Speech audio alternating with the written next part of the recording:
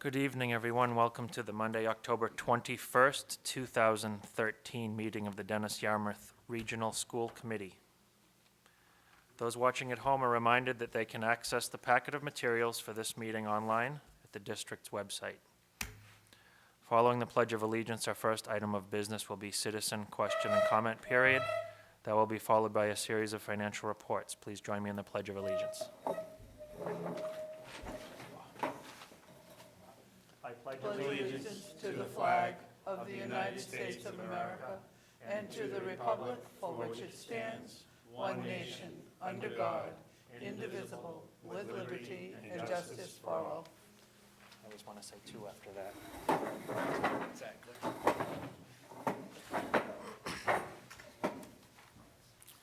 So our first item on the agenda is the public comment period. If there's nobody that would like to make comment, I'll skip the reading of the of our policies. There's one person. Okay, our policy on public participation at meetings can be found on the table with the agenda. The public is reminded that the school committee meeting is a meeting of a governmental body at which members of the body deliberate over public business. We welcome your attendance and appreciate your interest in viewing your school committee as we conduct our regular business meeting. The school committee believes that the school district community should have an opportunity to comment to the committee on issues that affect the school district and are within the scope of the committee's responsibilities. Some questions you may have may not be within the scope of the committee's responsibilities. In that case, I will suggest that you send or give your questions in writing to the appropriate person so that your concern may be given proper consideration. This is an opportunity for individuals to address the topics on the agenda. Each citizen will be allowed to speak for no more than 3 minutes. Tonight we will allow up to 15 minutes for public comment should it be needed. Any public comments? Yes, please come to the mic and identify yourself, please.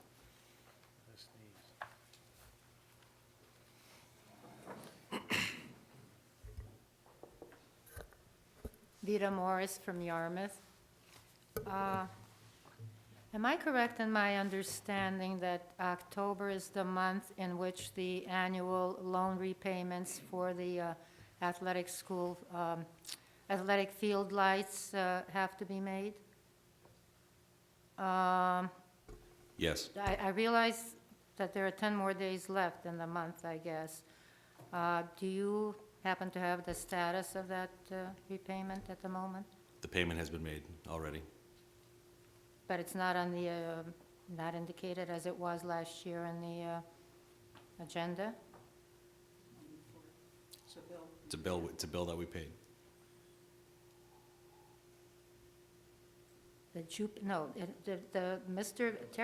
Terrio was supposed to collect the money and give it to you. Yes, and he did. He did. Mm-hmm. Well, it certainly was in the agenda last year. That's why I remember, it would be good to know whether that was, that does come through or not, because otherwise the towns would be on the hook for that money. Nope, Okay. It's been paid. Mr. Terrio gave us a check for $20,000 last month, and the district paid the bill. Okay, thank you. Okay, there seems to be an unusual concentration of information on the shortcomings or apparent shortcomings of the charter schools in today's agenda. None of the so-called information involves the 2 charter schools here on the Cape. I also happened to catch a discussion, date unknown, on Channel 22 the other day, in which Mrs. Woodbury and Mr. Poole participated. And again, there was quite a bit of time spent on the failings of the charter schools. A curious complaint was made about the charter schools not sharing information about their successes, which apparently they're supposed to do by their charters or something like that. I say curious because about 2 or 3 years ago, when I heard that Sturgis had opened its doors to anyone, but especially to educators, to come in and see what they were doing, and I came to this microphone and I asked if anybody from Yarmouth had taken the opportunity to do so. Finally, Mrs. Woodbury said no, she had not, and the board members remained silent. So I have a question. I mean, is there a prescribed format for sharing that information by the charter schools. If not, I don't understand what the griping is about, especially, I mean, specifically with regard to Sturgis. I'm not sure about the lighthouse, but it seems to me they have more or less complied with with whatever they were supposed to be doing. And lastly, with regard to the disastrous MCAS results, the scores, unless and Thank you, until... Mrs. Morris. The 3 minutes have passed. Thank you for your comments. There's nobody else waiting to say a word, so I don't see why I couldn't finish one sentence. Anyone else like to come to the microphone and make comments? Seeing none, we'll move on to our reports, starting with the student representative, please. All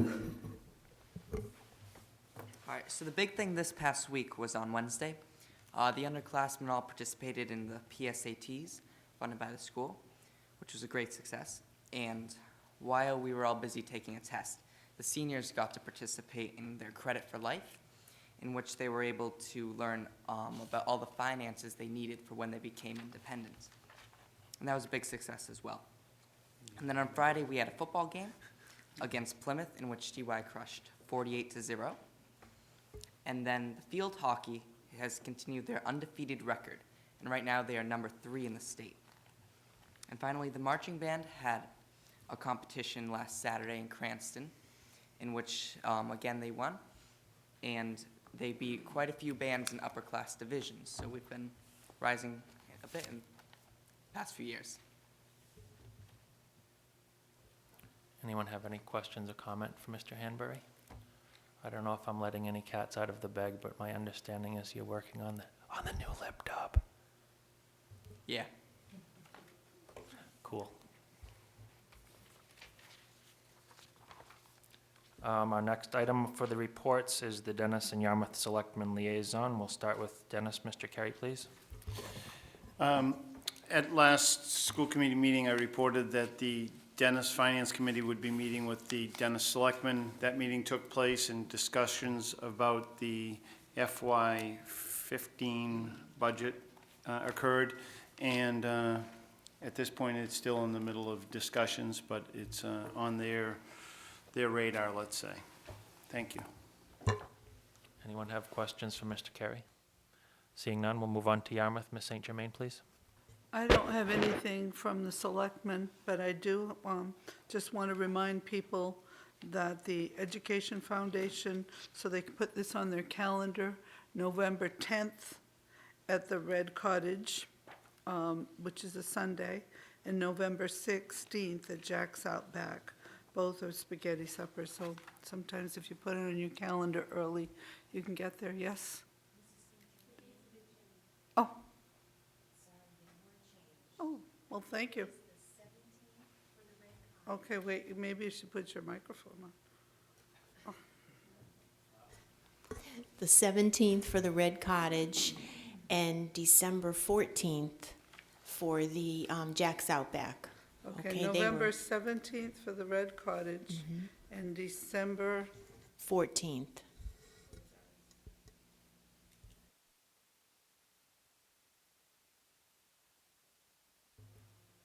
Anything else, Ms. St. Germain? Any questions from the board for Ms. St. Germain? Okay, thank you.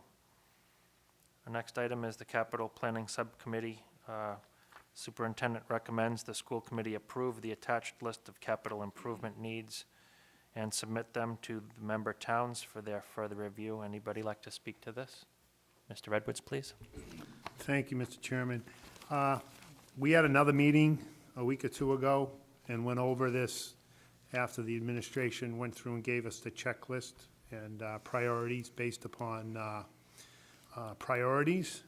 And as far as I know, but the committee itself approved this list of priorities for the administration, and we're now bringing it for the full board. Did anybody have any questions? Because Larry would be sure to be able to answer anything that he needs to be answered, if anybody has any questions. Or Maureen, yeah. Mr. Morris, please. Just a comment, going along with this, the superintendent and the fiscal affairs director attended the town's capital budget committee to answer questions and gave them copies of the same material that our internal subcommittee has. And this will be, after we got done, the three of us on the subcommittee, this now will be part on the Yarmouth side of their weighing all their capital requests. So with the new budget process that the town administrator, Bill Hinchy, has put in, there is funding, and with any amount of luck, other than bad, we should have some response. Mr. Dykeman, please. I just want to indicate that this was recommended by the subcommittee for the consideration of the full committee. Thank you, Mr. Dykeman. Mr. Carey, please. Just I missed it last time, but the Wixon Middle School tennis courts are not on the list. And I know there's a lot of other things on the list for Wixon and for other Dennis schools, including the playground, which I think is a significant upgrade and is well needed. I'm just wondering where the tennis courts will fall. The quick answer is that there's 26 items on the list for Dennis, and the tennis courts obviously are 27th or lower. What we put on this list to give to you, obviously, as the memo states, and we don't expect that the town will fund all of these immediately, but we did want to put together for the committee's review and for the town's review so that they can do some long-term planning, because both towns have asked us to put out some long-term plans so they could get a sense of where things are. What we put on this list are what we consider the highest priority items. Given the change, so specific to the tennis courts at Wixon, given the change in the enrollment of the student body there, we felt that a playground was more of a pressing need than tennis courts, because you've got about 500 fourth and fifth graders there now who are using the outdated equipment there, whereas in the past there were only 100 and some odd fourth and fifth graders. Now that you've got them all there from both towns, it's getting a lot more use, and it's even more apparent that that facility is in need of upgrade, whereas the tennis courts, because Wixon is not a traditional middle school anymore, they don't have a tennis team. They perhaps could, or if there had been tennis courts there, they could use it as part of the physical education curriculum, or perhaps as an intramural sport, but not to the degree that they would have if it had stayed in middle school. So therefore, the combination of those factors, which are really one big factor, led us to put the playground on the list at a higher priority from the tennis courts. Now, obviously, we do understand that the town's folks use the tennis courts, and in the next go-round of community preservation, we will probably submit the tennis courts under that umbrella, because that is a community use similar to what we did with the high school tennis courts. But as far as the capital priorities just for the school's use, we felt tennis courts were not there. And if you notice, number 25 on the Dennis list is the track. Right. The school would get, or does, and would get more use out of the track, because all the kids can use it as part of physical education, and as a community resource as well. So that's why it's a little lower down, but that's why it's ahead of the tennis courts, because more people would use that. So, but It was- again, the playground is far and away the higher. Yep. need. And it was more just to bring some attention to it. Yep. Just, I'm sure it's on your radar, and I appreciate Yeah. that. I just didn't want it to think that we as a board, or you as looking at this list, just avoided it or didn't look at it at all. The other thing, just a quick question, is with Mattakese and Wixon both being projects that were submitted to the state for proposals for renovations, what, will we know before the roofing and the walls? They're on this list, but those would be a part of that project as well. Right, The towns have deadlines of October to get requests in, so depending upon what the committee votes tonight, those will be going out tomorrow or the next day. We should be hearing from the state, from MSBA, on our statements of interest by December or January timeframe, if we've been invited to participate in their renovations program. And these articles wouldn't go until the town meeting in the spring. So we've already had that conversation with the Yarmouth Capital Committee, and Dennis is aware of that as well. So the two will sort of go parallel to each other, and if we are fortunate enough to be invited into the program by MSBA, then obviously that would that would require us taking a look at the list, because the committee has already voted in favor of the statements of interest, but once they actually invite you, you have to take another action, and there's a whole set of actions that would have to take place. You have to go through a feasibility study and so on and so forth, but for the time being, obviously, as I said, all the Mattakese items and the Wixon items would be part of a renovation project, and there's a few others that are slightly lesser priority that didn't make the list, but if we weren't to do that, then obviously, yeah, we would need to take another look at it. Mr. Edwards, please. Please be aware that this capital improvement needs was prepared by Knight Beggs and Anderson Inc., our architecture firms, and it's a list of stuff that they've done prior, and they just updated it. And I make a motion that we approve the attached list of capital improvements needs and submit them to the member towns for further review. Second. We have a motion and a second. Any further discussion? Okay, all in favor? Aye. Any opposed? Thank you. Our next item will be presented by our Director of Finance and Operations, Mr. Azer, please. Thank you, Mr. Chair. Last meeting, we gave you an update on the FY13 finishing out. Now that we're several months into FY14, we want to give you an update on where we are. However, before we do that, we have some coming attractions. If you've driven around Station Avenue in the last couple of days, you've noticed that some of our projects are actually underway. These are projects that were approved in the past. First up, we have our high school tennis courts, which is being funded in part by both towns as well as the district picking up a share. So if you've driven by there, this picture was taken just hours ago.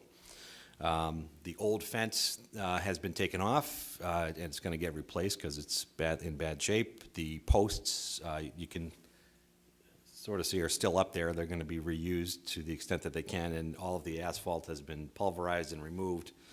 And we're going to try to use some of that as some parking lot cover, perhaps as some gravel. So that is underway, so we're very happy about that. The next item, if you drove by the high school today, you saw that the community message board has started to be installed. That is exactly what it looks like. That's not my cartoonish rendering of it. It is the actual real deal now. Again, this photo was taken just hours ago, so hot off the presses. So once it's done, we have to get, obviously, electricity connected, and then as we presented, we're going to have a stone base around the bottom that covers the legs and goes right up to underneath the bottom of the message board, so that it looks as one continuous unit. But that has started to go in today, too. So I just want to give you those two very quick updates. So now we'll go into the financial update. Mr. Azer, could I ask a quick question, Mr. Chairman, to Mr. Azer on those coming attractions? The first question is, the backboard for the high school tennis courts, wasn't that a donated, or some of the earlier repairs donated by a local community service club, and is that still going to be maintained, or is that going to be redone? The practice backboard where you can hit Right. to yourself, that's actually still up there. Okay. And when I went out there this afternoon to take those pictures, somebody was actually using it. So it is the intention that either the current one will stay there or we'll put a new one up. In full disclosure, it was done by the Yarmouth Rotary Club, of which I'm a member, so I have Okay. my self-interest, or a club interest there. Thanks. Excellent. Good. Okay. So, just before we get into the guts of this, just to remind folks that the budget is the financial representation of the school district's goals and policies. The FY14 budget was adopted in February of 2013, which is already 8 months ago at this point. And to remind folks that the budget is a living document and therefore will reflect changes that have taken place since it was originally adopted, and the purpose of this report is to help explain what those variances are.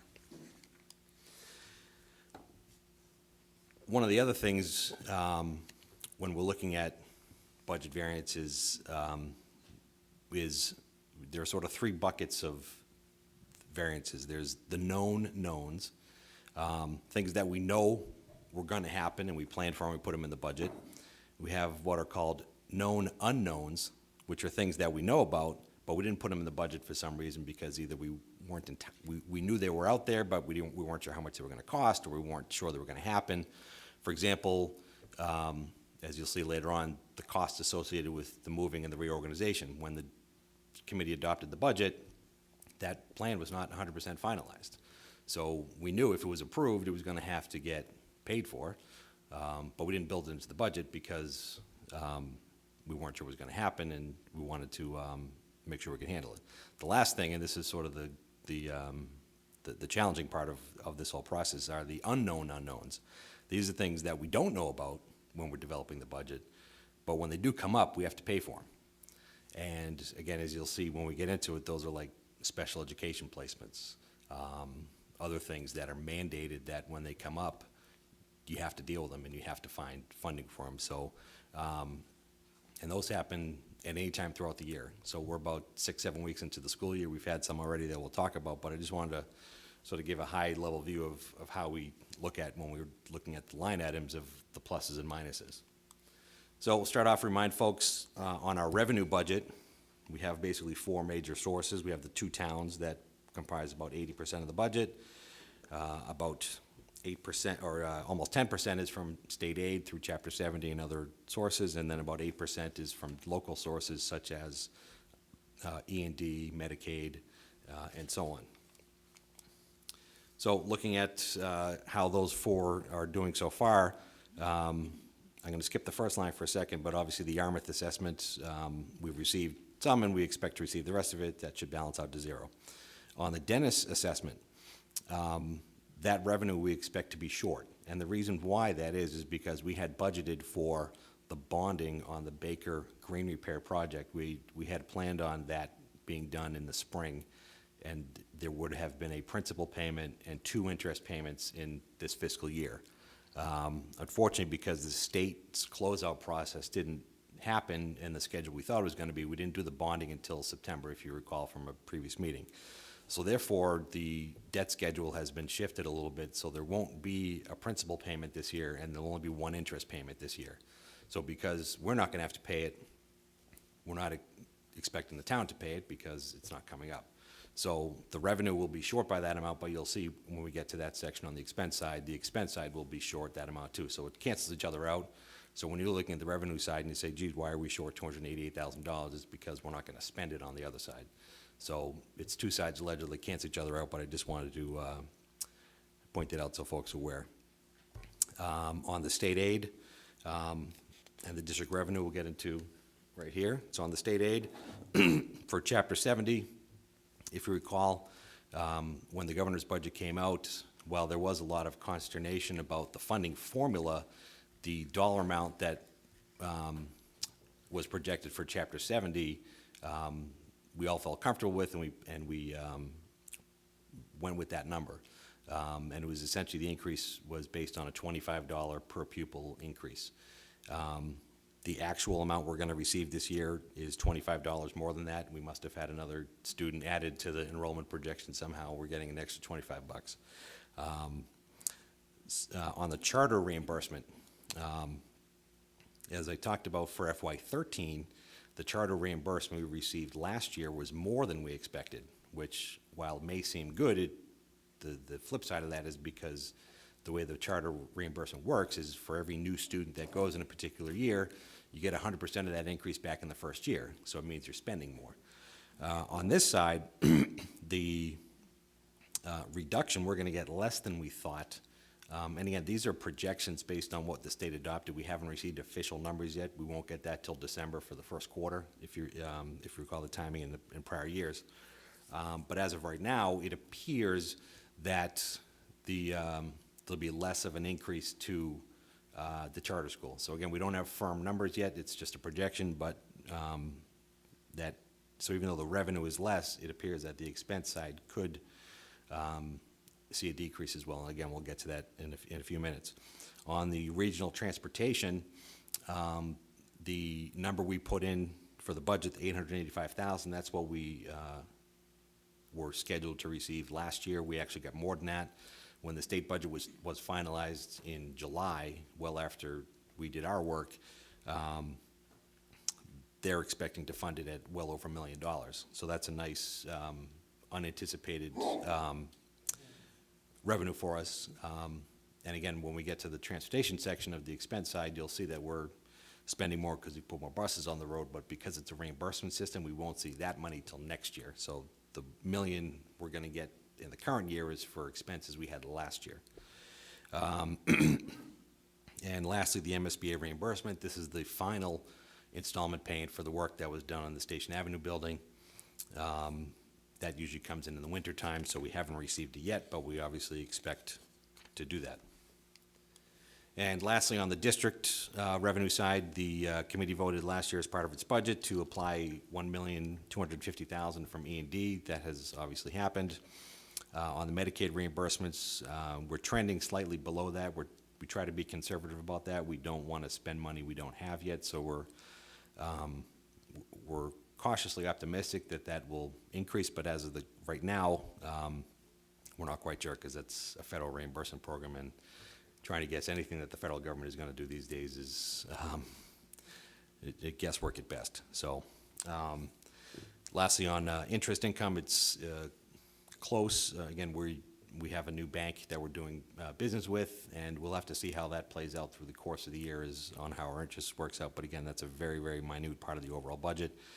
And on the miscellaneous revenue, we're actually projecting a little bit higher than that. We got, occasionally we get subsidy reimbursements from the Cape Cod Municipal Health Group based on how they do their funding and accounting, and on a time to time they have fund balances available, and they will sometimes distribute those back to districts. And so we did get a payment for that we weren't quite expecting on, and the expected is the future projected revenue from the Dennis Solar project, which we have not received yet, but we are expecting it. So, over on the expense side of things, this is the salary budget.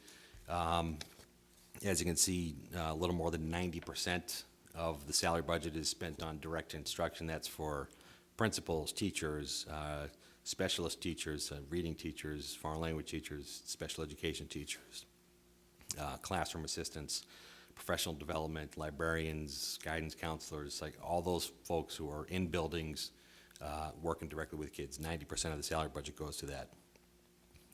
You can see very small percentages for administration, student services, which is our special education bus drivers, and coaches and student advisors and things like that.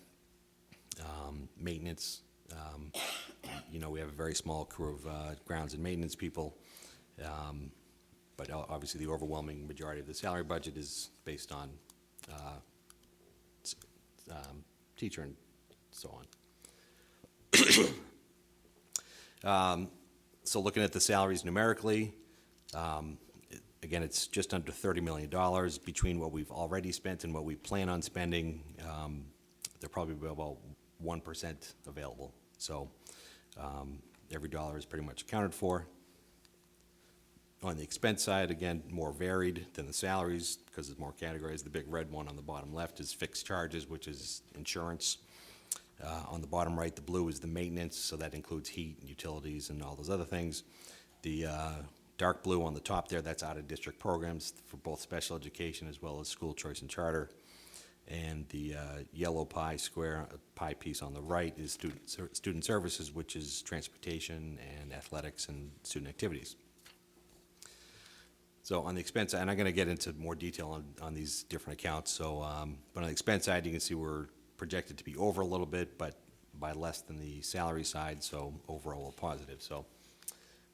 Going category by category, so district administration, you can see the salaries, we're pretty much spending everything we planned on it. On the expense side, there is some funds available, but that's because we have not purchased all of the anticipated technology that we thought we were going to. We haven't just done it yet. And just to be clear, this is separate from the iPad initiative. This is just part of the regular technology replacement cycle, so the desktop computers, printers, accessories, and those sorts of things. On the instruction side, again, this is almost $29 million worth of the budget. On the salary, basically everybody who we've gonna hire has been hired. Their salaries are locked in, and we're 1% within that range. On the expense side, this is one of those areas where principals and directors tend to hold off until the end of the year, if they because they know they might need those funds for other things during the year, so they typically hold off until later in the year to purchase materials and supplies and those sorts of things. So while we're on the subject of instruction, just wanted to give you a quick hiring update. Like I said, now we're almost 2 months into the school year. We have hired and brought on board 46 professional staff in the teaching ranks. 9 of them were in the budget. 29 of them were replacements for people who had 10 retirements. We had 10 transfers or promotions, and we had 9 who left the district. So a variety of turnover. So these aren't, so as you're saying, these aren't all brand new positions. A lot of them are positions that had been there, but there's a new person in it. So, and then we have some new unbudgeted positions. These are, as I talk about, the unknown unknowns. You don't know who you're going to need until you get later in the cycle.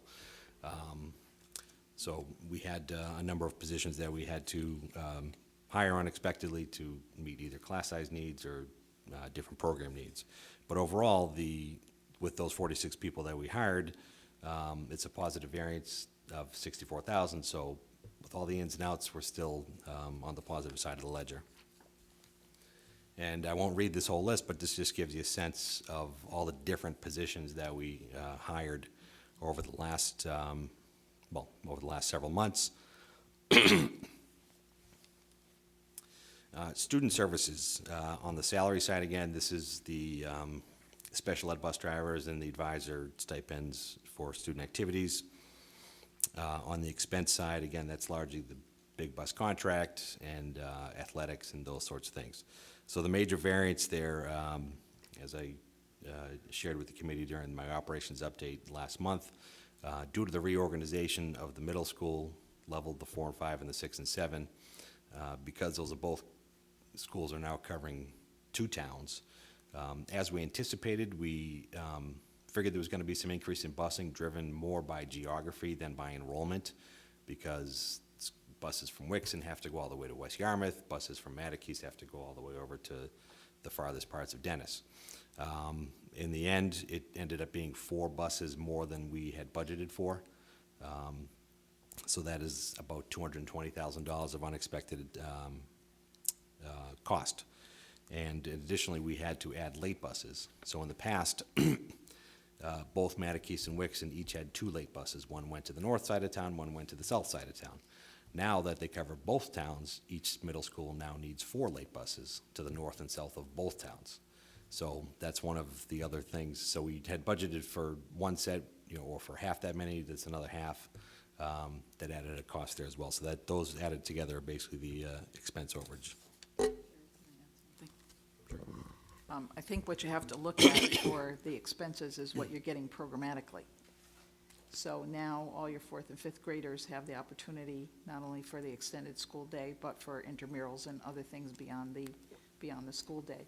So part of what we had I guess we'll call it, promised our parents was that we were going to make sure that we made different kinds of enhancements in the process of bringing the 2 schools together. So while we're looking at it tonight, specifically from a dollars and cents point of view, you really have to pay attention to what are you getting out of this programmatically, and why would you want to spend that money in that way?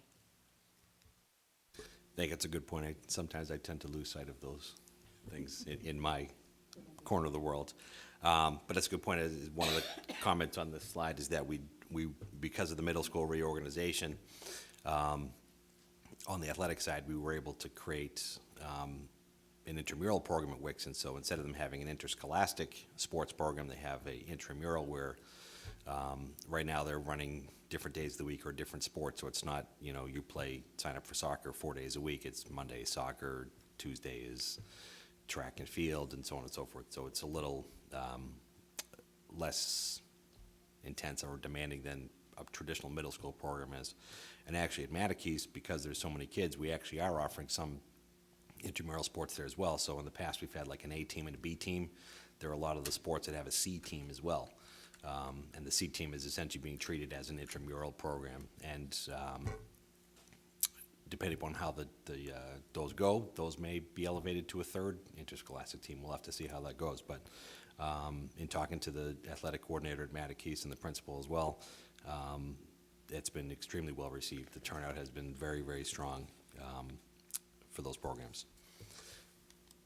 A question, a little bit off the budget subject, and I'm not looking for an answer tonight, but actually, when you have the figures for participation, the implication is there's more kids participating because the enhancements are in effect. And when those figures, sometime when they get set up, I'd like to hear about it. Writing myself a note right there. And I should also add at the high school level, with the 8th graders all at the high school, they have added, in some cases, a second freshman team. So there's additional participation up there as well, but that's a good point, Mr. Morris. We'll try to get those as soon as we can. On the maintenance side, again, the maintenance salaries are just our in-house staff. And on the expense side, the overage is due to two major things. First of all, as I mentioned earlier, we moved. We moved half the district around, as I shared last meeting. And that was one of those known unknowns. We knew we were going to probably have a reorganization, but we didn't know to the extent it was going to be, and certainly didn't know how much it was going to cost. It ended up costing $97,000. So all those big red and white trucks you saw the first 2 weeks of July, that's what that cost. Additionally, I think there was a memo in your packet last month about that the district was going to oversee and maintain the MacArthur School until the end of October. That's going to cost us probably about $10,000 in utilities and other expenses. The other thing is that we had budgeted for that all of the custodial services that we're providing in MacArthur, when we closed the building, we would save all that off the top.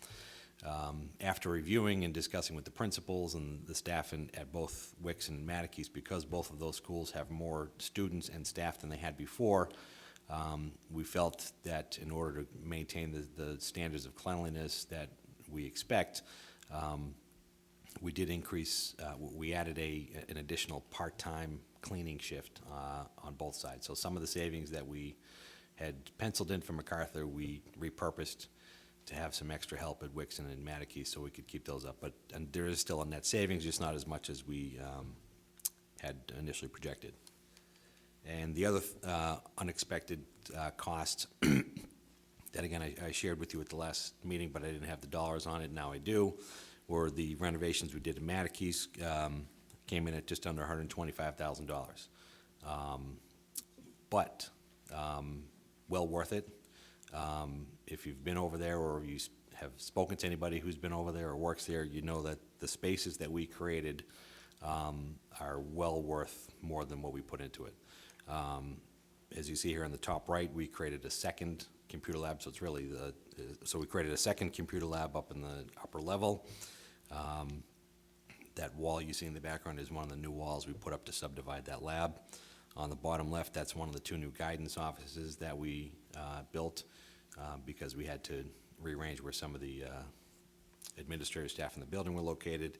And then on the bottom right, that's the subdivision of that lower level where we divided a room into sections where we have our reading teachers.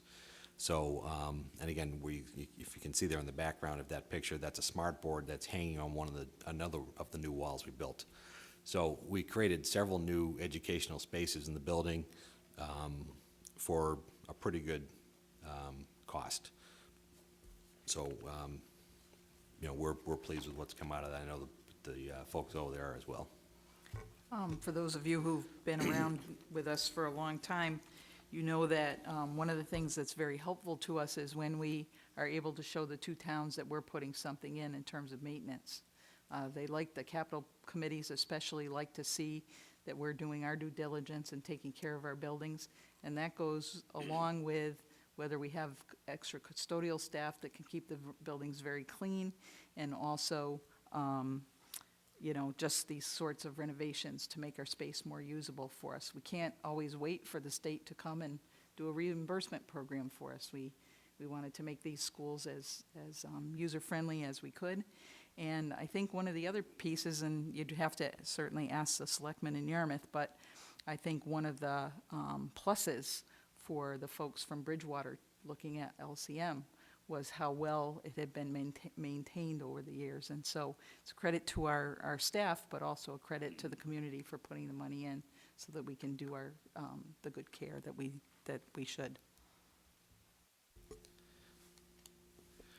The next category we have is fixed charges, which again is largely our employee insurance. And again, when we build the budget back, it's starting almost a year ago and adopted in January, February, we make projections based on who the staff are at the time. As you saw a couple slides ago, we've had a lot of new staff come in. Typically, they tend to be younger staff, perhaps they're without family plans and so on. In other words, there's a trade-off there. So when you have a salary savings, you also oftentimes comes with an insurance savings because you have somebody coming in on just a single plan versus either a spouse or a family plan. And so as of right now, we have some savings in that category. Again, that could certainly change, but right now it's on the positive side. Community services, the only item in this budget line is the private school busing that we're mandated to provide by the state. It's over slightly because we had a new bus contract coming into place when we did the budget. We didn't have the bus contract bidding done yet. When it came in, it was slightly higher than what we had budgeted for. Again, not a tremendously large amount, which we should be able to cover. But we have not, unlike the in-district transportation, we're still providing the same level of busing. We didn't have to add any buses for that. It's just due to the contract. The next one, fixed assets. This is essentially small projects, small equipment purchases, things like that. We put in a sum of money to do some small purchases. This picture of a truck we had budgeted to replace a couple more of our maintenance vehicles that are getting on in years. However, due to some of the other expenses that came up that we weren't anticipating, we decided to hold off on those for the time being, and if there are funds available later in the year, then we will address those needs. If not, then it'll get put off for a year. And as, again, budgets are living documents. What you plan for, you may not necessarily do. Obviously, we felt it was more important to, for example, build out the spaces in Mattakese than buy new trucks. Again, doesn't mean we didn't need the trucks, but when you look at it in the big picture, certainly the educational space took priority on that. And so that's why there's the balance remaining there, and that will probably stay there for quite a while. On the debt service side, as I mentioned, on the revenue side, this is the flip side of that. So because we're not going to have the principal payment and one of the interest payments that we planned on, we're not going to spend it. Therefore, it shows as available because we budgeted for it, but obviously we're not going to spend it. And this is offset by the revenue, so it's a wash. And lastly, one of the biggest items that can traditionally be a budget buster are the out-of-district programs. There's no salary involved, it's all expenses, and all the expenses are tuition for both special education as well as school choice and charter school. So we have a little chart here, the top section of different kinds of special education placements based on where they are, but really we just look at the bottom line of that. So as of right now, based on the current placements we have, we're over budget by a fair amount. But again, that's always subject to change. Students could move in, they could move out, they could change their placement. It's a fluid process, but as of right now, we are in the red there. And on the school choice and the charter, again, these are projections because we haven't seen, we won't see the official enrollment numbers until December. But if you recall from information I shared a few months ago, the state has changed from a quarterly system to a monthly system. So that's why we already have some school choice payments, but those are payments based on the projected school choice enrollment. So if those numbers come in higher or lower than that, then future payments will be adjusted to reflect that. So, and with the charter schools, because they have a slightly different enrollment tracking process, those won't even start until December. But again, the number that's encumbered there is based on what was projected back in the spring, based on pre-enrollment. And once we get the official numbers, that number could obviously change. So when we wrap it all up, looking at total, again, the salaries are slightly under, the expenses are slightly over. The bottom line is we're within 0.25% of our budget. So all that notwithstanding, we're still on the positive side of the ledger. And this just sort of rolls up the 9 different DESE categories. You can see which ones are plus and minus. And again, the percentages obviously can be misleading based on the raw dollar amounts. So the second to last column is really the more instructive one to see what's over or under. But again, we are currently on spending at a pace that is within 0.25% of what was budgeted.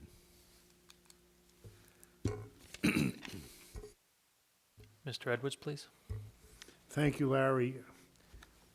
I remember when the first time I came on the board with the way the numbers were and the stuff that we have. I like it the way you're doing it now, which actually goes with the DES website, so it's a lot more easy to be read, and hopefully people will be able to understand. Why is the collaborative more on the out-of-district tuition expenses? Is that because we've had some kids that have come in here and that we're required to do to spend money from them? Yes, those well- are collaborative placements. Right, so on this slide here, the line that says collaboratives, that's the Cape Cod Collaborative. Right. The non-member collaborative is there might be students, there are multiple special education collaboratives around the state. So there may be a particular student that has a particular need that the Cape Cod Collaborative is not able to serve, but another one further off Cape typically might be able to serve. However, like I said, with the special education tuitions, we just look at the bottom line because, again, the special education budget, which can change from week to week, if not day to day, again, these budget numbers in the first-hand column were put together 8 months ago, based on the students who were enrolled at the time, and that's really, it's really the best information that is available at the time, because unlike with some other areas, like, if you have 100 kindergartners this year, you can project you're going to have 100 first graders this year. With special education, it's because it's so specialized and individualized. If last year we had 4 kids at the collaborative, you can somewhat assume we're going to have 4 kids at the collaborative next year. But it may not be the same 4 kids, or certain kids may age out. They may have a change in their condition or what they need. So special education tuitions are probably the hardest part of the budget to project, to manage, and because they're such high costs with each change that comes in, obviously, it's a very, very fluid process, and it's one of the parts of the budget that we have to pay the closest attention to, which we do. But again, this is one of those things that is an unknown. You never know when a student is going to move into the district or have a change, or be in the district and have a change in situation that they require the services or a change in the level of services. But by law, when those things happen, we have to provide them. So what you're saying is that through October, whenever you put this up, and with the encumbrances, we're gonna have to spend an additional $363,000 or $364,000 of money that when we did the budget, we weren't figuring out on those kids. Is that correct? Right, we're gonna have to come up with those funds Okay. elsewhere, which right now we have available. It may mean that we don't do some other things later on in the year. Okay.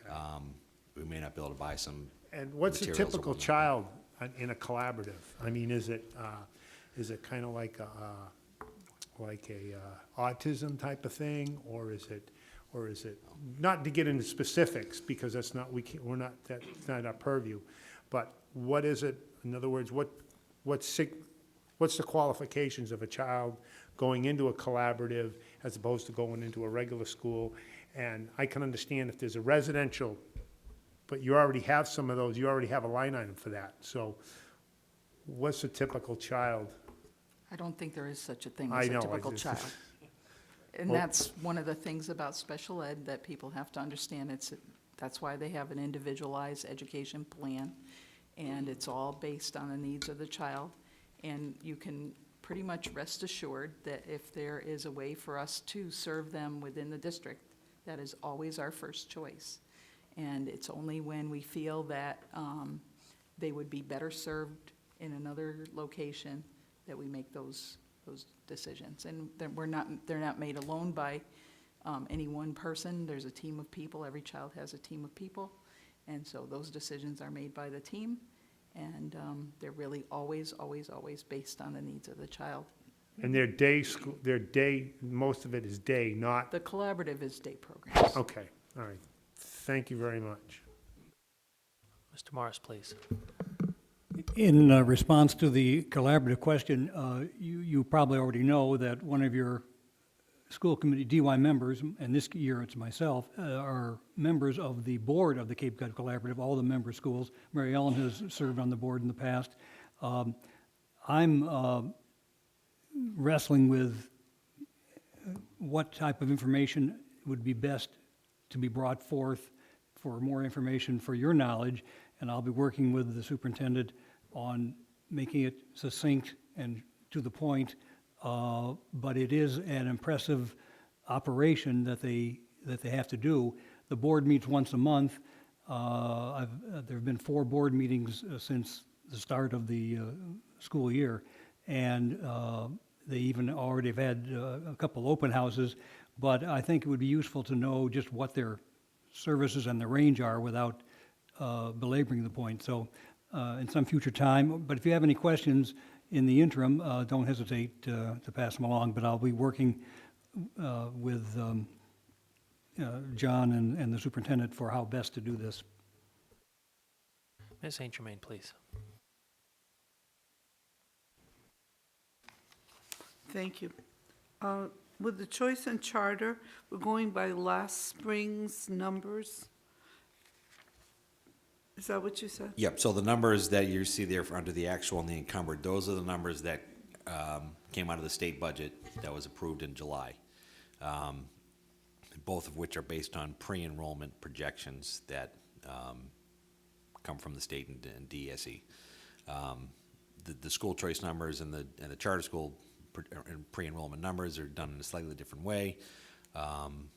And obviously there's different dollar amounts, so on, but it's essentially a similar process where they're projecting how many students we're going to lose to school choice, how many students we're going to lose to charter, and then they are charging us back. But once we get the official numbers starting in December, the numbers that you see on the screen, if there are differences in the enrollment between the projected and the actual enrollment, then the costs obviously would reflect that change. So what I'm trying to figure out, we know in December what the enrollment is in choice and charter, but we wait till in the spring when DESE tells us officially? Oh, well, when I say December, I mean 2 months from now. So, I mean, every quarter, the state puts out the report to see how many kids are going back and forth on choice and to charter. So the first report for the current school year, we would get in December. So as of right now, the numbers that are up there on the screen are based on the pre-enrollment numbers from the spring, which feed into the budget. you know, and this is the challenge, the committee's talked about this before, about how do we budget for school choice and charter school, because, again, when we create the budget in the winter, and we've already started on FY15, you know, we have limited information. You know, by the time we get that first report in December, we're already well into budget building process. And it's tricky at that point in the game to start making big adjustments. So we try to make a budget projection based on what we're experiencing at the time, but also what we project out. So, for example, we know that even though our charter school and our choice sending costs have gone up, they're also starting to plateau. So we're trying to project out, okay, if we, you know, lose X amount of kids, and don't forget on the choice side, we take kids in, and that number has been going up as well. And the revenue we get on the school choice counts as an offset against the expenses that you see here. It's embedded within that. So there's a lot of moving parts there, and again, we're somewhat constrained by the timing that our budget is required to be in versus, you know, other single-town districts where they can go till May or June. You know, we're operating, unfortunately, with somewhat less information than some of those other districts are. But, you know, in the past, we've been fairly close. But, yeah, sometimes just the way the data runs, it does sometimes tend to be a cycle behind. My last question was about the out-of-state tuition. It says percent available, not applicable, but it's in the red, 131,000. That's just because we didn't budget anything in that line item, and when you divide the overage into zero, it gives you an error. So when I do this in Excel, I'll give you like that divided by zero error. So, but it's just because we didn't budget anything for that, but we had, I don't know, one placement, so that's one student.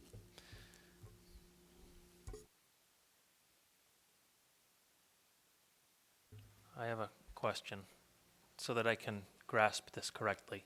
Looking at the charter school specifically, it says budget of 1.8 million, encumbered 2.3 million. What is our actual expense there then? Is it the 2.3 million is what we're expected to pay? Yeah, so if you want to know what we'll spend for the entire fiscal year, you would take the actual plus the encumbered. So the actual is what we Okay. spent year to date, encumbered is what we plan to spend for the remainder of the year. So to that's get the 4 million-ish? Oh, no. No. So we budgeted 1.8 million. We haven't spent anything yet, just because the state hasn't Gotcha. done it yet. Right. But when they do start it, we based on what we have, we plan to spend 2.35 million, which would put us $532,000 over budget. When the state looked at their budget in the spring, they told us that they thought we would spend 2.3 million. Okay. So it's a projection the encumbered amount is our projection that was given to us by the state Okay. based on pre-enrollment numbers. Gotcha. Some students may not have chosen it after all. Some kids may have come back. By the time we get the real numbers, it will be this upcoming December. Okay. So that's why we put a placeholder in there so that we don't spend money from other parts of the budget Right. in case we need to spend this. It's on hold. It's on hold.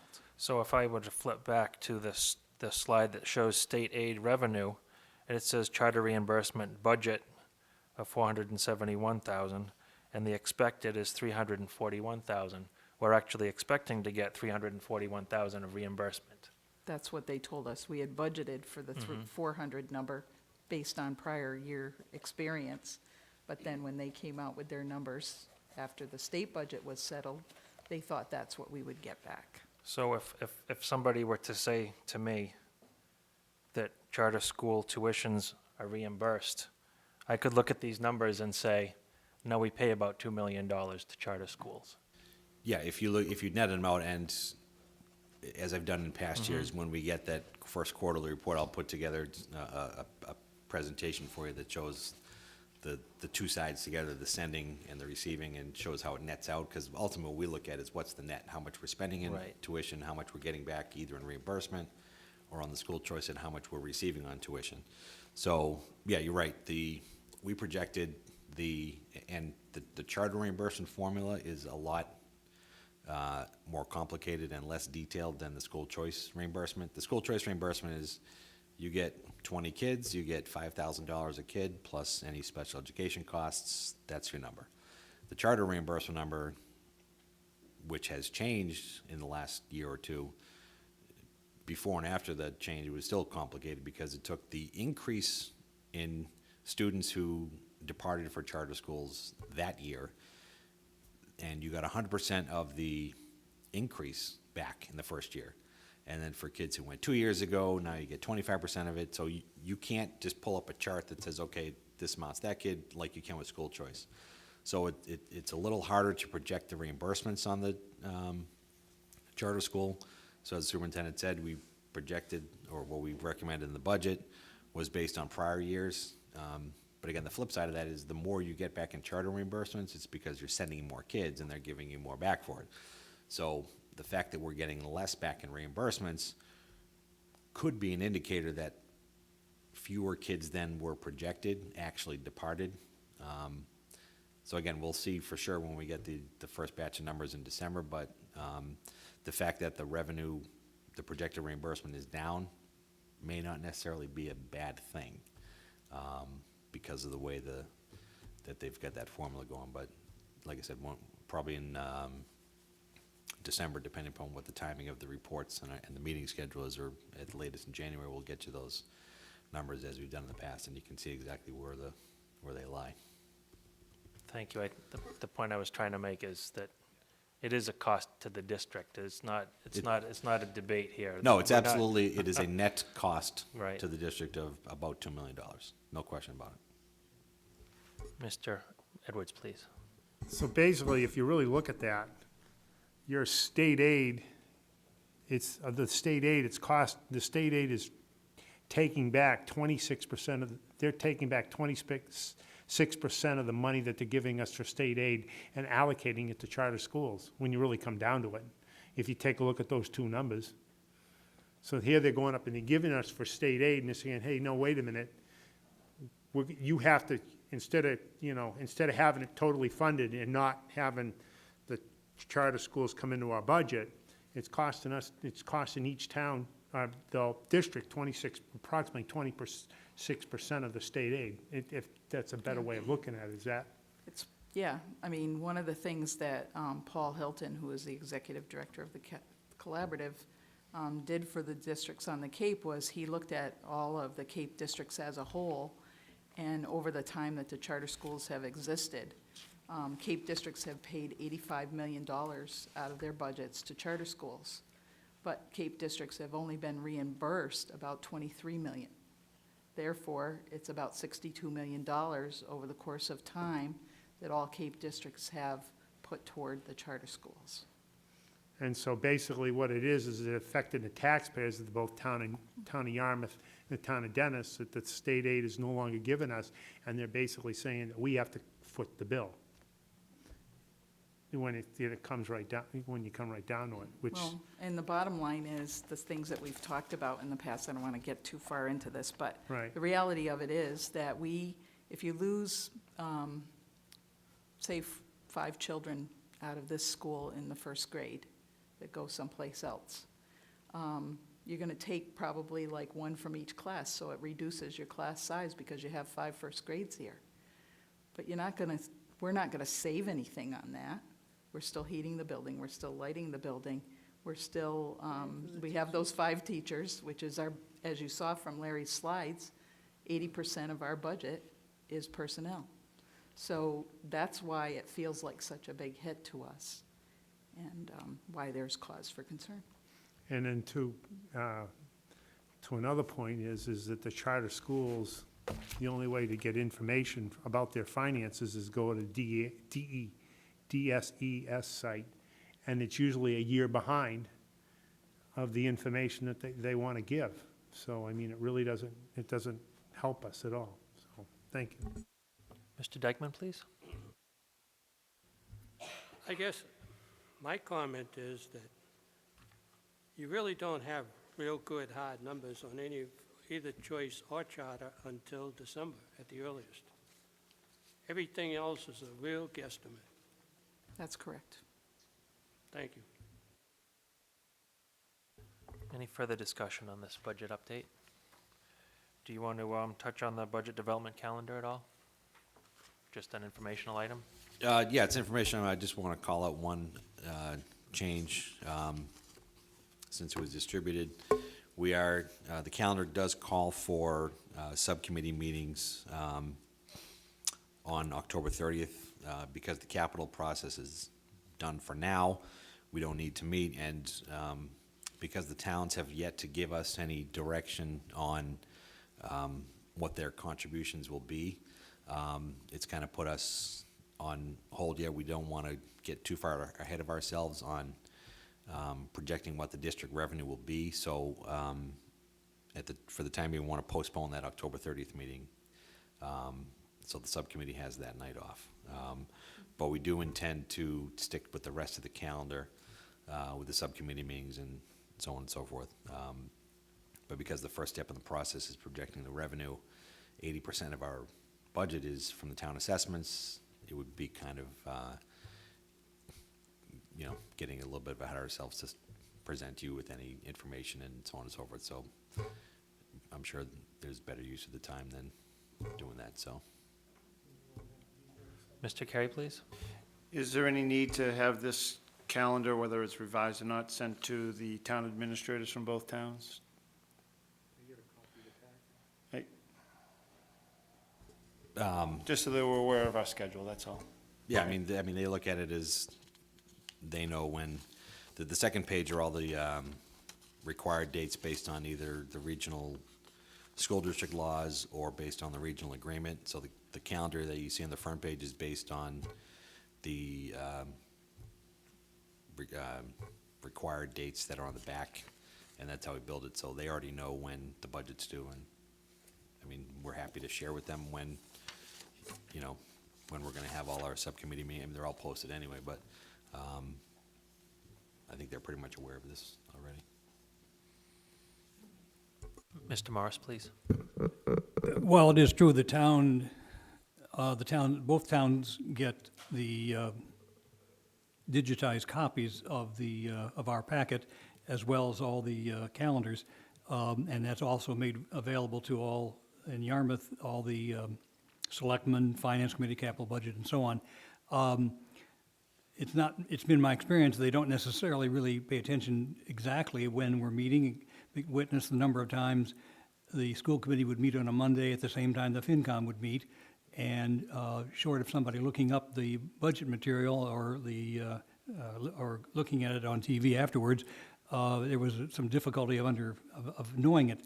For example, the next FinCom meeting is scheduled for October 30th, and so I think between all of our boards, if we could highlight and call attention, not necessarily sending by emails, but flagging important documents like today's budget one that Larry just finished up with. I know historically it was so difficult for members of the Yarmouth FinCom to really know how much work the school committee put in. They know it now, but we don't want to lose sight of the fact that how much work we do is known to them. Any further comments? Thank you, Larry. Our next item is the superintendent's report. Mrs. Woodbury, please. Okay, as Patrick Hanberry referred to at the beginning of the evening, the high school seniors had their Credit for Life Fair last week on the 16th, and so on your table you have the pamphlet from that event. I also wanted to make you aware that we've received a letter back from the Commissioner of Education after the towns voted to change the regional agreement to include the amendment that students in K-3 would receive their education in their own towns' school facilities. The next step in that is to send a letter to the Commissioner of Education asking him to approve that regional agreement amendment. And we did get a letter, and in the end, it says, "We have found this amendment to be in compliance with applicable law and regulation. I therefore approve this most recent amendment to the Dennis-Yarmouth Regional School District Agreement. Best wishes for continued success in all your future endeavors." That's your copy, John. This week, you may have heard, we have the NEASC visiting team here at the high school, and they are here to reaccredit our high school, we hope. And so they arrived yesterday, and several teachers and other people were there to greet them, and they started their interviews right away yesterday, and I believe some of our school committee members were there to be interviewed. It's continuing on through Wednesday, and they will be departing after about 3 o'clock on Wednesday, so it's a pretty extensive process. Also, beginning this evening, we have the arrival of some exchange students from the United Kingdom for the week. These students will attend school with their host students and shadow classes, spending time with drama students for a performance and going to Boston. These are students who our students have met through Skype. You heard last year and other previous years that we have in our STEM program, we're doing some science work with some students in the UK, in Russia, and I believe it was France. I don't know, I'm losing track of things here, but there were 3 different countries that we were doing work with. And so these students from the UK are having the opportunity to come and actually visit our school in person. So it's a very exciting piece. This fall at Baker, it's been a busy time at the Innovation School. Last week, Baker hosted their annual grandparent and special friend breakfast. Each grade level had a day to welcome visitors for a light breakfast and then visits to classrooms. Don't know if you are aware of this, but last year, through our Farm to School grant, Ezra Baker started a salad bar for lunch, and that is up and running again this year. Students continue to choose salad as a healthy lunch option in grand numbers. In the last 3 weeks, over 400 salads have been served to students. This week will be a special day at Baker. It begins the Penny Harvest kickoff. The Penny Harvest is our youth philanthropy program, now in its 4th year. Later on Friday, the Baker PTAC will transform the reading garden into an autumn pumpkin patch, and students will have a chance to visit the garden and choose a pumpkin. Over at Wixon, now our 4-5 school, our Wixon Innovation School, they'll be hosting a bake sale and pumpkin decorating contest on October 30th. Parents and community members are invited to stop by room 273 to enjoy some coffee and baked goods and vote for their favorite pumpkin. The Nathaniel Wixon PTO is currently selling oranges and grapefruits from Parker Indian River Groves. Wixon welcomes anyone who would like to support the PTO to stop by the school and purchase some fresh fruit. The Wixon School will also host a Veterans Day Assembly on Thursday, November 7th at 10:15. The assembly will include readings and music, and Wixon welcomes our local veterans to join us for this event. Station Avenue's first all-school meeting was held on Thursday, October 17th, with many visitors in attendance. Grade 3 presented at the meeting with the focus being respect.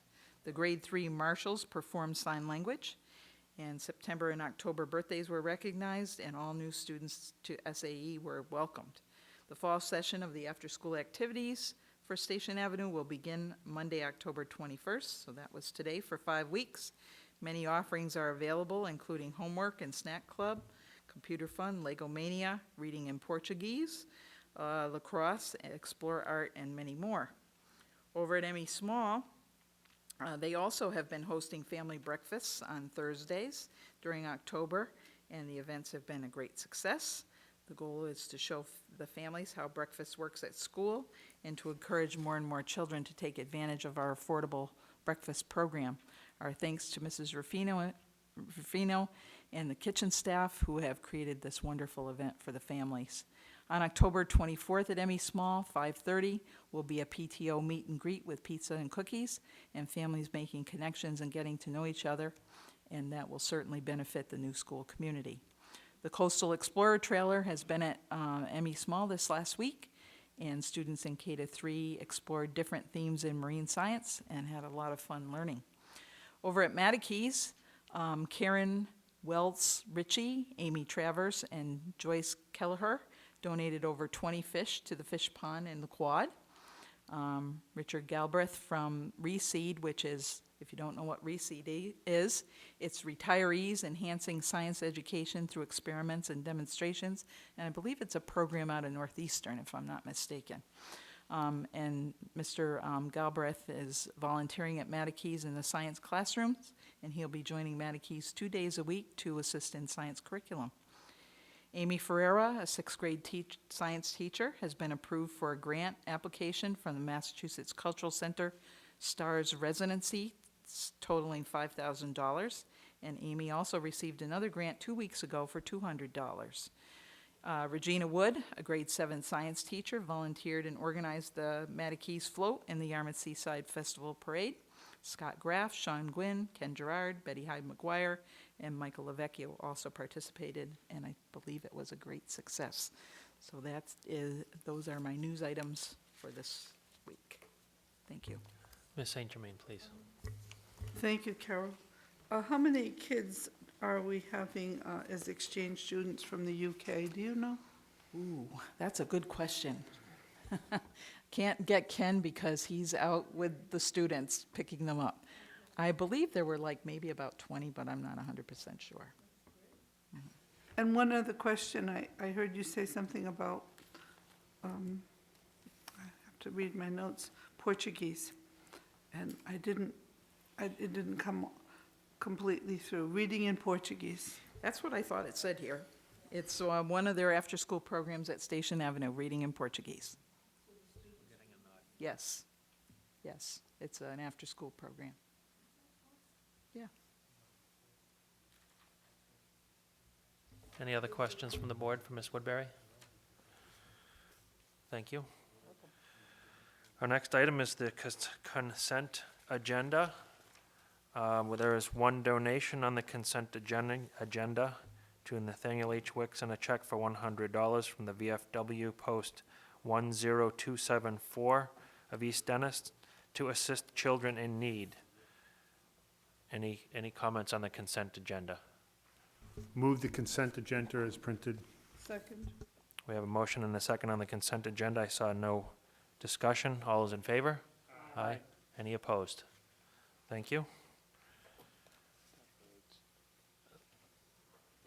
Our next item is old business. Carved bird collection enclosure 4A.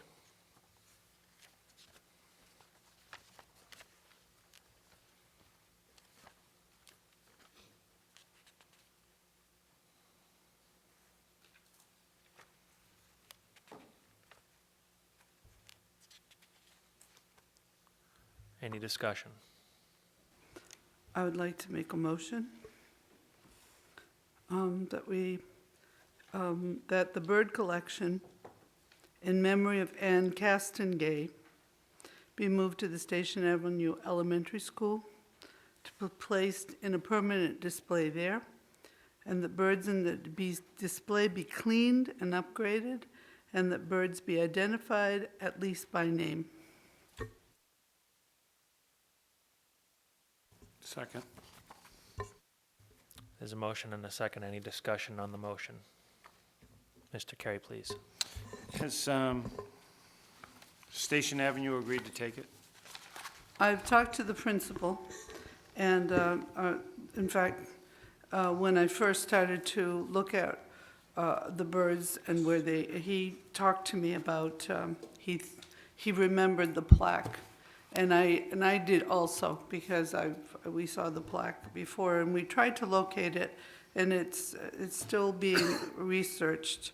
But he has the bell that was dedicated to Lawrence MacArthur here at this school, and I can't say we, I thought that it might be a good idea to keep it in district and keep it here, and he felt that they could find room in this school for the birds.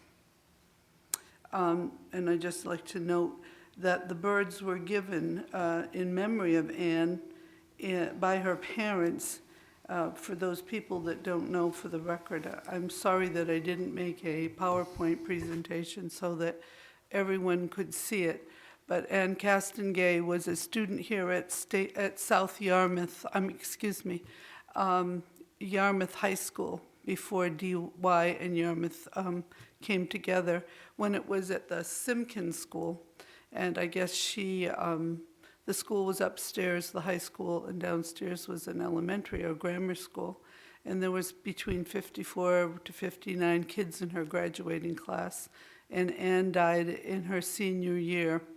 And one of the members of her class, who gave me a lot of information and also lent us her yearbook, because we didn't have a copy of it, was Joan Young Nickerson, who received the first scholarship from the Castengays.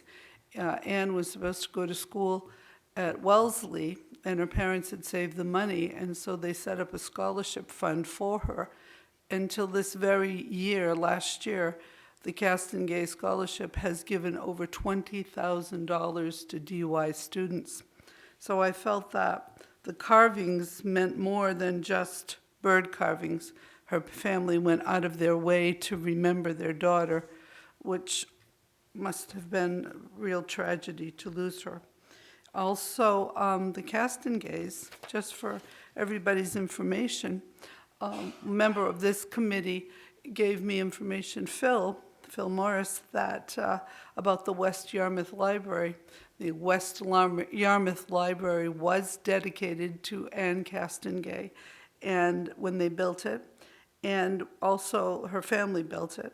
And then when the wing was added in 1971, that was also in her memory.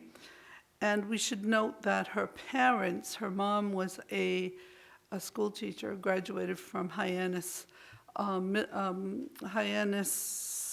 did they call it in those days? Normal school.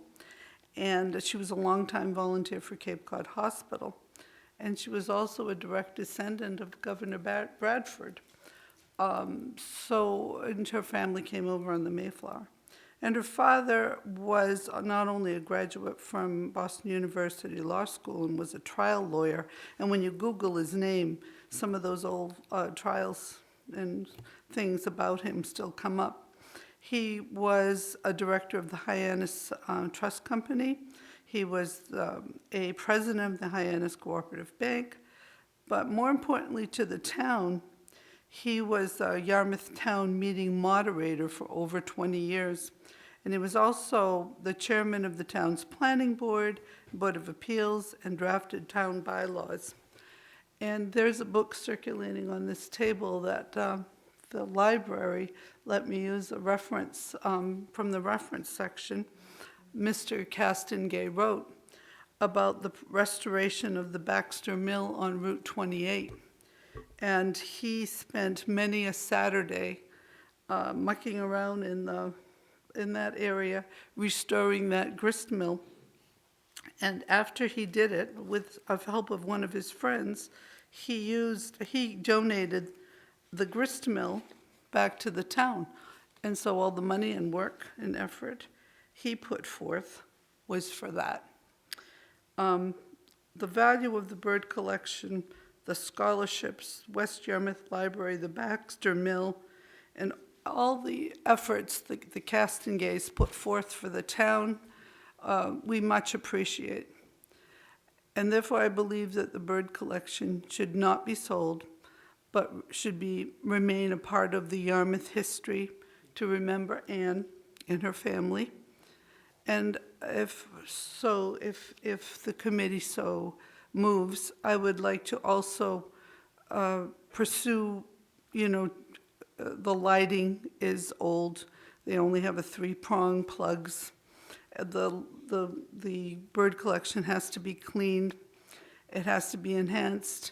I would like it somehow to work on it to make it an educationally interactive display, so we could not only name the birds, but maybe their call or where we find them most frequently. Are they all Cape Cod birds? And in conclusion, And I don't know how the board is going to vote, but Joan Nickerson, who was the first recipient, who went on to go to University of Massachusetts at Amherst, was very grateful for the scholarship, because without it, she couldn't have gone on, because I think the scholarships are given in need, for need, students who are in need. And she suggested, I thought this was noble, she said, you know, if the committee does think that they will sell the collection, she thought that maybe the money should go to the Ann Gay Scholarship Fund. And in conclusion, I would like to say, which was her quote, we spend a lot of space in buildings to keep up all the trophies and plaques that our students earn on the fields. And Ann Castengay didn't have that chance. She was an honor roll student.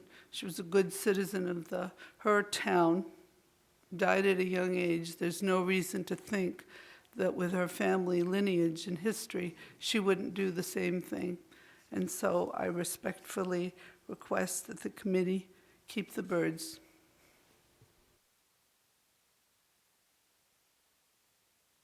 Mr. Carey, hit me first, please, thank you.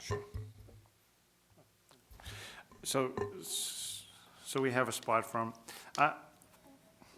I'm for keeping the birds as long as there's no significant cost to the district, and it's up to the board and what they choose to do. But we all have different reasons for trying to secure this or keep this in the district. Mine is that it's a gift from somebody a long time ago, and it's something that we should protect. Thank you. Mr. Edwards, please.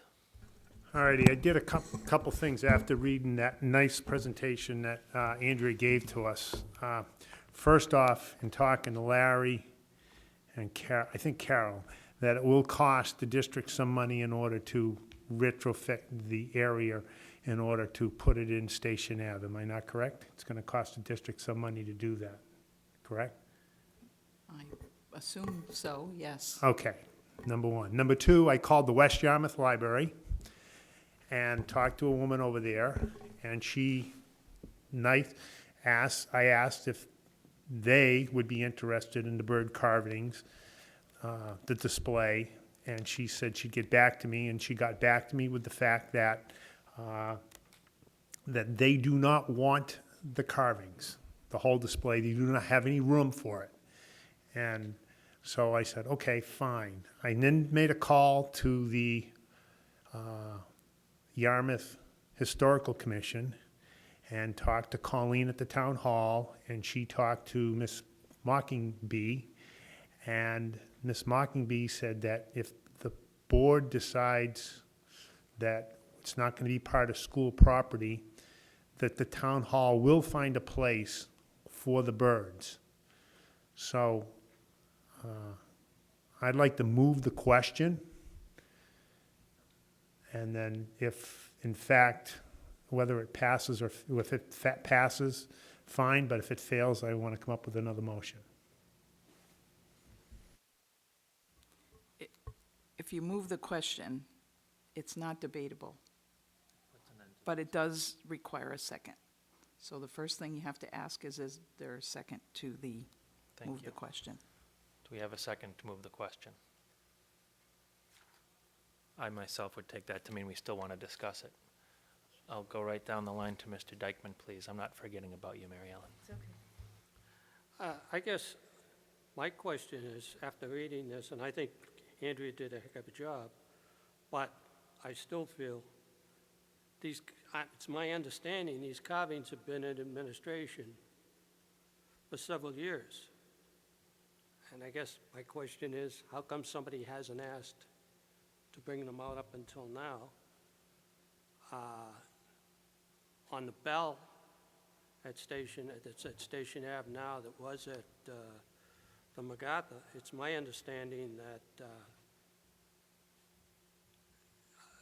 Pat MacArthur and her daughter requested it be sent over here, and that was done right away. And I guess I just think that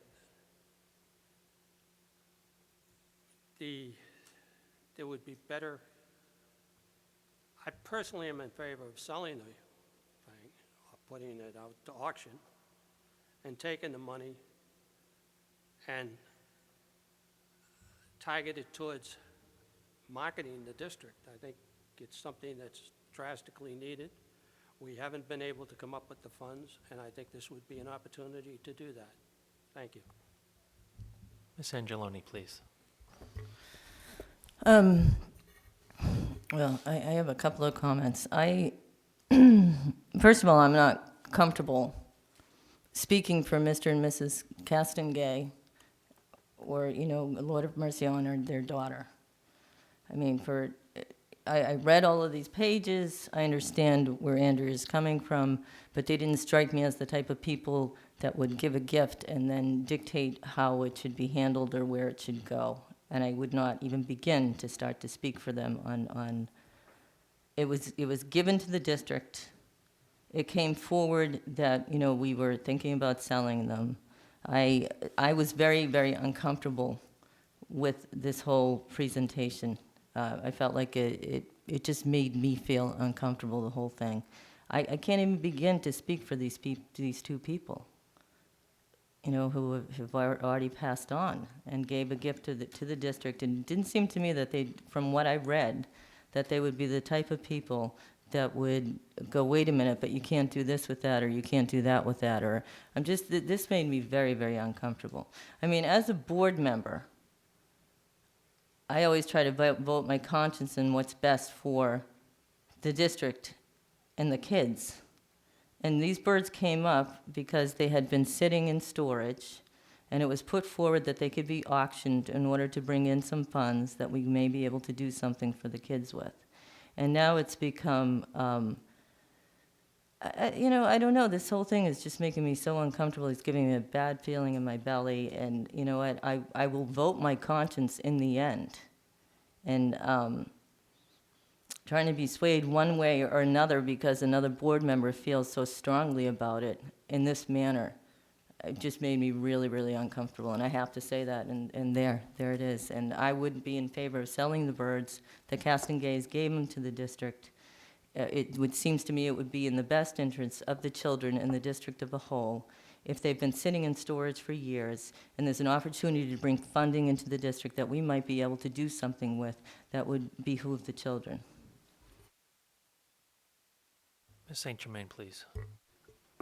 First of all, I'd like to say when they moved the birds from Lawrence MacArthur, most people didn't even know. They moved the birds, where they went, how they went. I had no idea. I went to Lawrence MacArthur to pick up my granddaughter. I knew Mrs. Lees was sitting in that spot, but I didn't think about the birds. That wasn't, and I think most people didn't know. And I respect you. The birds are there. They've been there for almost 2.5 years. Well, what are you going to do with them? Makes perfect sense to me. Move on. And nobody seemed to know anything about them or why they were there. But I think people just didn't think about it until it was brought up. And secondly, when we discussed this originally, no one knew anything about why the birds were there, who donated them. And so I took it upon myself to find out. And Mr. Chairman, I am very sorry that anybody would feel uncomfortable, but it was a fact-finding mission on my part that it became a story that just developed from the very beginning, just Googling Ann Castengay's name. And then this article bumped up from Gwen Friss that did a report on them when the class made their 50th anniversary. So it just kept moving. And then when I found out that Ann's father worked so hard to restore this grist mill, and if you read his book, you know, and then he donated it to the town, and he really had a sense of history, and he was kind of proud of this town and what it did, and and when he talks about how the grist mill worked, and the first time they ground corn on it, I mean, he's really he was the kind of man that history meant something to him, and our roots meant something to him. So that's why I did it. It was just a story that was writing itself, because every time I would look for something, I couldn't find it, and then something else would turn up. And so, you know, that's really why I went on and on to put this all together. Mr. Morris, please.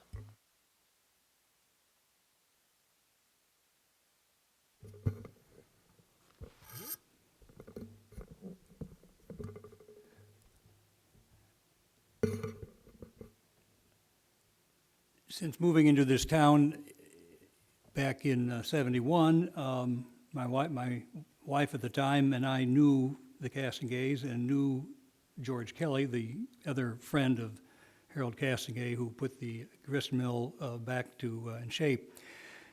And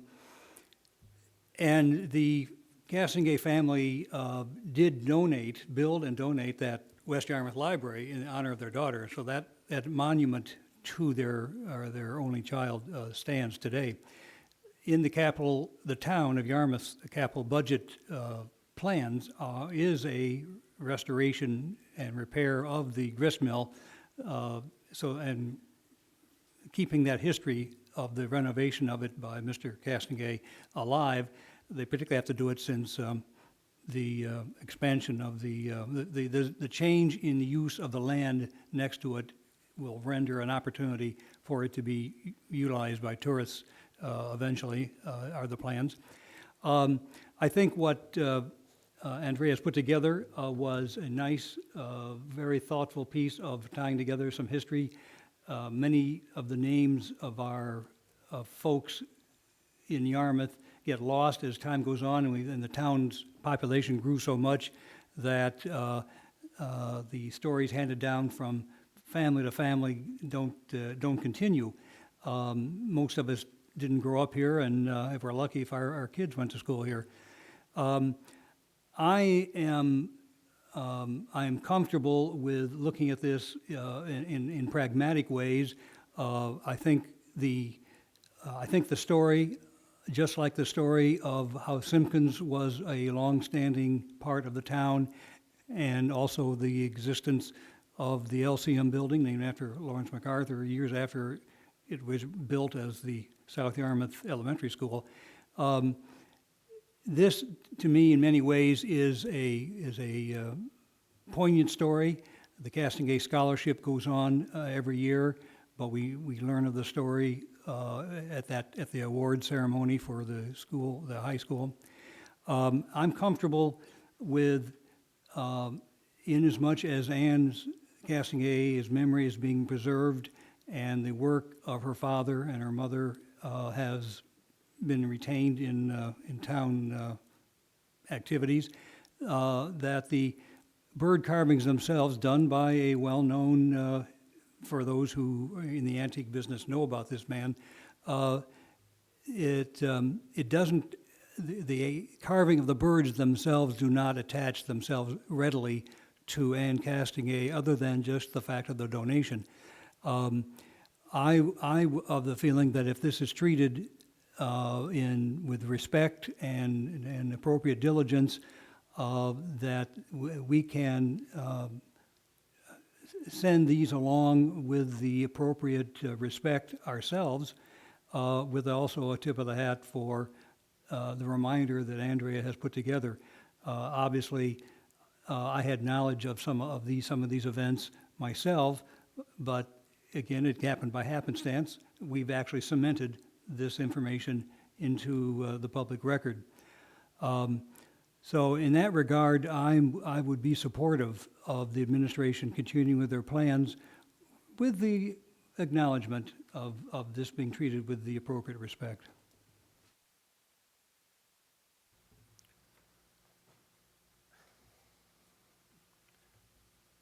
Ms. St. Germain, please. With regard to upgrading it, I think I've talked to a couple of people, and I didn't want to make any judgments or requests without talking to Mrs. Cashin first and the electrician in our school. And I've also talked to the electrician at Cape Tech to see where we would go with that if possible. But I wanted to know what the committee had to say before I presented that to anyone. I can't make a decision on my own. So, you know, I didn't get more information on it. I think, in my opinion, we've had enough discussion on this. Could we have a motion and a second on the table? So the motion is to keep the bird display and that it be cleaned and upgraded and installed to a location, permanent location here in Station Ave. Is that the motion that I'm hearing? All in favor of the motion, please say aye. All opposed to this motion, please say aye. Aye. Respectfully, aye. So we had two for, and 5 against. Any further discussion further on this old business? Mary Ellen? I move, as Mr. Morris recommended, with, respectfully, with acknowledgement, that we proceed with the auction of the birds as recommended by the superintendent. A motion and a second to sell the birds as indicated several meetings ago. Any discussion? I would like to express my thanks to Brian Carey for calling upon the better side of the history of this, and for Andrea St. Germain's diligence in the research, because it does hearken to some of our roots. So my thanks would be included. Mr. Carey, please. As fruitless as it will be, I still think that we should try to keep them in the district and loan them to the South Yarmouth Library during their renovations. They don't want it. Sorry, Steve. I was speaking. Twice tonight. Or the grist mill for their renovation project. But I don't think this is going to be the will of the committee. I still think we should keep them within the district and loan them to somebody. But thank you. Is that a motion? The motion is to sell the bird collection as originally indicated. Any further discussion? Seeing none. All in favor of selling the bird collection, please say aye. Aye. Aye. All opposed? Aye. We also have on our agenda personnel list, informational items, bills, requisitions, and payroll are on the table, and calendar enclosure 8. Any further discussion on anything else on the agenda? Move to adjourn. That's okay. All in favor? Aye. Any opposed?